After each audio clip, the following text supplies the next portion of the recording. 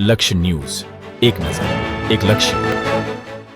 રાધનપુરના Kalyanpura bridge પર નાખેલી street લાઇટો છેલ્લા 2 વર્ષથી બંધ હાલતમાં હોય શોભાના ગાંઠિયા સમાન બની. સ્ટ્રીટ લાઇટો તો લગાવી પણ છેલ્લા 1 વર્ષથી વધુના સમય બાદ પણ લાઇટો ચાલુ ન થતા શોભાના ગાંઠિયા સમાન બની.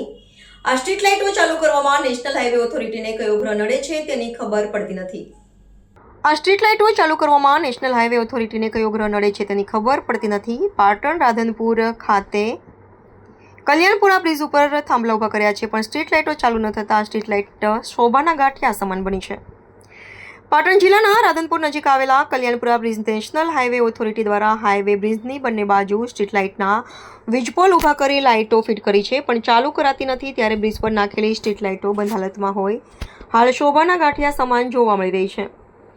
રાધનપુરના કલ્યાણપુરા ખાતે નેશનલ હાઈવે ઓથોરિટી દ્વારા 12 વર્ષ પહેલા હાઈવે બનાવ્યો હતો. તે સમયે બ્રિજ બનાવ્યો હતો પણ આજ દિન સુધી આ બ્રિજ ઉપર સ્ટ્રીટ લાઇટ નાખેલ ન હતી. જ્યારે 2 વર્ષથી વધુના સમયથી સ્ટ્રીટ લાઇટના વીજપોલ ઊભા કર્યા છે અને લાઇટ ઉપર લગાવવામાં આવી છે પણ આ લાઇટો ચાલુ કરવામાં નેશનલ હાઈવે ઓથોરિટીને કયો ગ્રહ નડે છે તેની ખબર પડતી નથી.